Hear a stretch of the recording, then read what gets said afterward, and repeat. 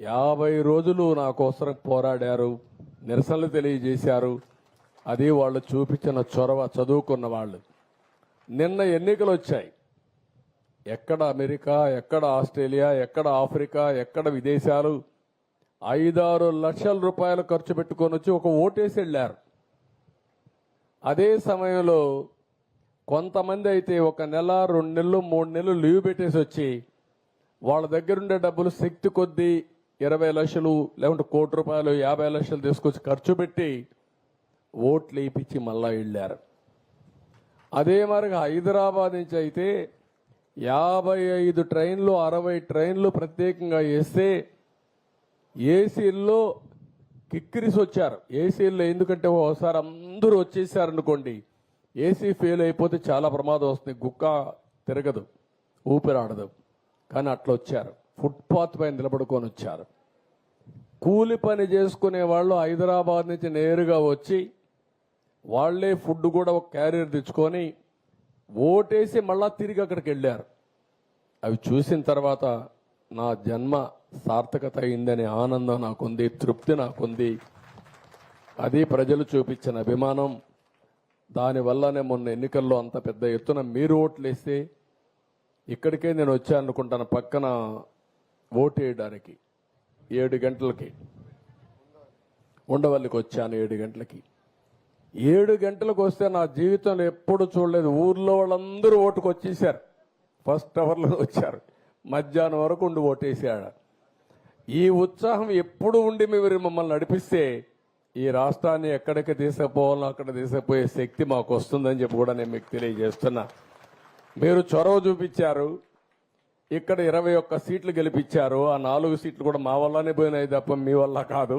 ప్రజలు ఓట్లేయడానికి సిద్ధంగా ఉన్నారు కానీ సరిగ్గా ఎంచుకోలేకపోయాం. కడాన మన ఓట్లు ఢిల్లీలో కూడా ఉపయోగపడ్డాయి. మీరు ఇచ్చిన సీట్లు ఈరోజు ఎన్డీఏ కూడా కీలకమయ్యి పూర్తిగా మనకు సహకరించే పరిస్థితికి వచ్చారు. తెలుగు ప్రజలు ఇచ్చినటువంటి సహకారం ఢిల్లీలో మన పరపతిని పెంచే పరిస్థితికి వచ్చింది. I'm very happy. దానికి కూడా మీ అందరిని అభినందిస్తున్నా. నేను ఎప్పుడు కూడా తొందరపడను.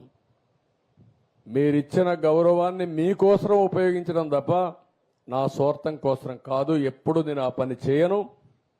మీరెప్పుడు కూడా ఇదే ఉత్సాహంతో ఊరూరు ఆలోచించాలి. కులం కాదు, మతం కాదు, ప్రాంతం కాదు, బంధుత్వం కాదు. సమర్థవంతమైన పాలన, ప్రజాపాలన. మీకు సేవకులుగా ఉండే వ్యక్తులు మీరు ఆలోచించాలి. సమర్థవంతంగా పనిచేసే వ్యక్తులు మీరు ఆలోచించాలి. నేను అడుగుతున్నా, ఎప్పుడన్నా 5 ఏళ్లు ఈ మాదిరిగా ఫ్రీగా కూర్చొని ఎప్పుడన్నా ఎక్కడన్నా మాట్లాడింది మీరు చూసారా? పేపర్లో, టీవీల్లో చూసారా? మరి ఏంటి కాదు, 5 ఏళ్లలో ఒక్కరోజు కూడా ఇలాంటి పనులు చేయలేకపోయారంటే మనం ఆలోచించుకోవాలి కదా. సంథింగ్ రాంగ్ కదా. కాదు మీరు చూడడం కాదు, మీరు చూడడానికి ఉండాలి కదా. ఎక్కడన్నా ఉంటే నువ్వు పోయానో చూసి వస్తావు, ఇక్కడికి రాకపోయినా. ఆ కమ్మోళ్ళు కూడా పనిచేయడం అక్కడ ఉంటాయి కదా, మరుగుదొడ్లు ఉంటాయి కదా, అవి కూడా పనిచేయడంలా. మంత్రులు పోలేదు, ముఖ్యమంత్రులు పోలేదు, ఎవడా పక్కకు పోలేదు. చాలా భయంకరమైన వాతావరణం. థ్యాంక్ యూ తల్లి, నీ అబ్జర్వేషన్ థ్యాంక్ యూ. మళ్ళా ఇప్పటి నుంచి నేను అప్పటికప్పుడు బాధ్యత మీకు రెఫర్ చేస్తూ ఉంటా. అదే కానీ 2004లో తెలుగుదేశం పార్టీ గెలిచుంటే హైదరాబాద్లో కూడా ఆంధ్రప్రదేశ్ రాష్ట్రం ఎక్కడికో వెళ్ళేది. 2019లో మళ్ళా గెలుచుంటే ఎక్కడికో తీసుకుపోయేవాళ్ళం. ఇప్పటికి గ్యాప్ వచ్చేది కాదు. ఆ గ్యాప్ వచ్చింది, పర్వాలేదు.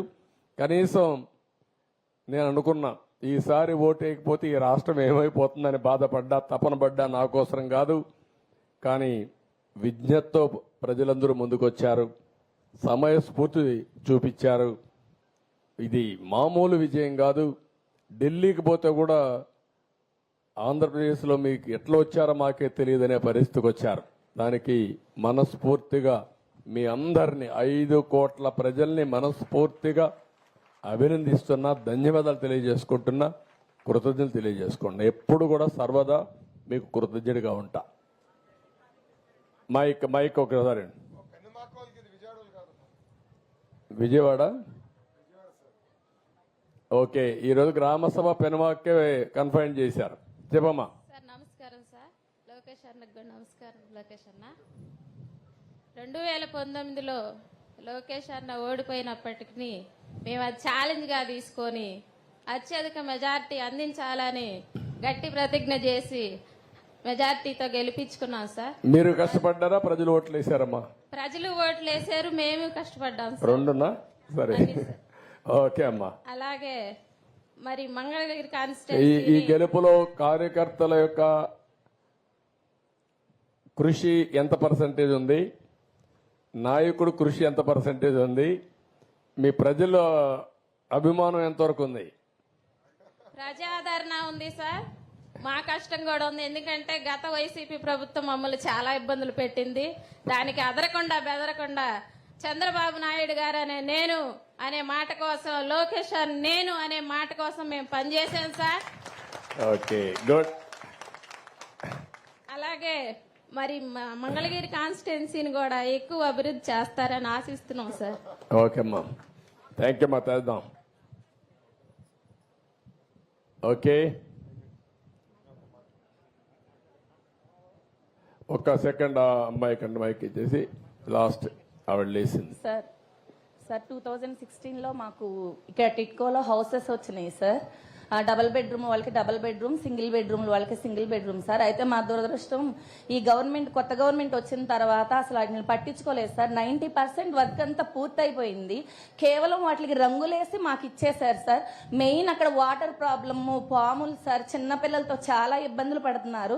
400 ఫ్యామిలీస్ వచ్చి 200 ఫ్యామిలీస్ ఖాళీలు చేసి వెళ్ళిపోయారు సార్ అక్కడ ఉండలేక. కేవలం వాటర్ ప్రాబ్లం. మీ హయాంలో వాటర్ లైన్లు కూడా శాంక్షన్ అయినాయి సార్, రోడ్లు శాంక్షన్ అయినాయి. ఎక్కడమ్మా ఇవి? Penumaka TIDCO houses sir. పెనుమాకలో ఎన్ని ఉన్నాయి మొత్తం? ఇక్కడ 600 ఉన్నాయి సార్, 630 ఉన్నాయి సార్. అయితే వెళ్ళిపోతున్నారు సార్. ఇప్పుడు ఇంకా మీరు వచ్చారు, మళ్ళీ మేము ఇక్కడ ఉండాలని ధైర్యంగా నిలబడ్డాం సార్. దయచేసి అప్పుడు ఇచ్చిన వాళ్ళకు ఉన్నాయా, మార్చేస్తారమ్మా? మార్చలేదు సార్, ఉన్నాయి. ఒక 20 ఫ్యామిలీస్ కి మాత్రం రిజిస్ట్రేషన్స్ చేయట్లేదు సార్. ఎందుకు అని అడిగితే వీళ్ళు ఒక స్పృహ కూడా లేకుండా, అంటే మనం ఈ తప్పు చేస్తే వీళ్ళు ఇబ్బంది పడతారన్న స్పృహ కూడా లేకుండా ఎలా పడితే అలా రిజిస్ట్రేషన్ చేసేసి మగవాళ్ల పేరు మీద ఉన్నాయి, ఆడవాళ్ల పేరు మీదకి మార్చి లోన్లు ఏమో వాళ్ళ పేరు మీద ఉన్నాయి, ఇళ్ళు మీ పేరు మీద ఉన్నాయి అని వాళ్ళు చేసిన మిస్టేక్ కి మమ్మల్ని అసలు ఎలా తిప్పుతున్నారంటే సార్, నా భర్త హ్యాండిక్యాప్డ్ సార్, నా 2 బిడ్డలు చిన్నపిల్లలు గవర్నమెంట్ స్కూల్లో చదువుకుంటున్నారు.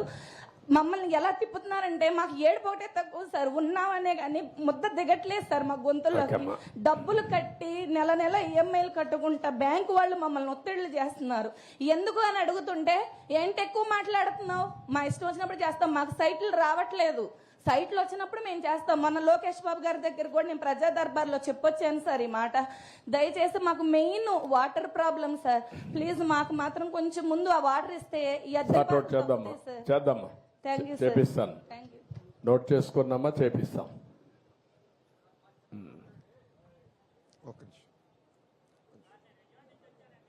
ఒక్క నిమిషం తాత కలుస్తా.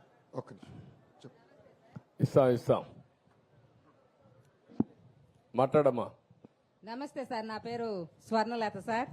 ముందుగా మా నియోజకవర్గం ఎమ్మెల్యే, ఐటీ శాఖ మంత్రి, అలాగే విద్యాశాఖ మంత్రి అయినటువంటి లోకేష్ గారిని, మిమ్మల్ని ముఖ్యమంత్రిని ఒక వేదిక మీద కూర్చొని చూసే భాగ్యం మా పెరమాక ప్రజలకు ఇచ్చినందుకు చాలా సంతోషంగా ఉంది సార్.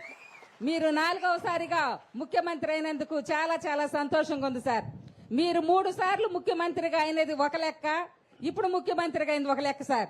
ఎందుకనంటే గడిచినటువంటి అసెంబ్లీలో జరిగినటువంటి విషయాన్ని చూసుకుంటే అప్పుడున్నటువంటి అధికార పార్టీ, అప్పుడున్నటువంటి అధికార మతంతో మిమ్మల్ని ఒక 3 సార్లు ముఖ్యమంత్రిగా చేసినటువంటి వ్యక్తి అని విలువ ఇవ్వకుండా, ఒక పెద్ద వ్యక్తి, గౌరవప్రదమైనటువంటి వ్యక్తి అని మీకు విలువ ఇవ్వకుండా మిమ్మల్ని కించపరుస్తూ, బోనమ్మ గారిని అవమానపరుస్తూ ఆ అసెంబ్లీలో ఒక రామన కాష్టలాగా సృష్టించి మిమ్మల్ని అందరినీ కూడా ఆ రోజు మాట్లాడుతుంటే అసెంబ్లీ అంటే ఒక దేవాలయంగా భావించి అసెంబ్లీ జరిగేటప్పుడు ఇప్పుడు మహిళలు మేము కూడా కూర్చొని చూసేవాళ్ళం సార్. అటువంటి పరిస్థితి ఆ రోజుల్లో లేదు.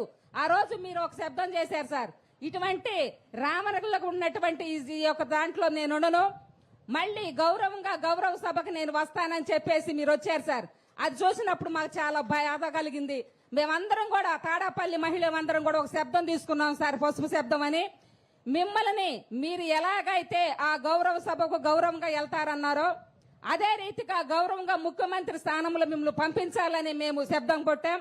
అదే విధంగా ఇప్పుడు ఎలక్షన్ లో ఊహించని రీతిగా ఎంతో అత్యధిక మెజార్టీనిచ్చి ప్రజలు మిమ్మల్ని ముఖ్యమంత్రి స్థానంలో నుంచోబెట్టినందుకు మాకు చాలా సంతోషంగా ఉంది సార్.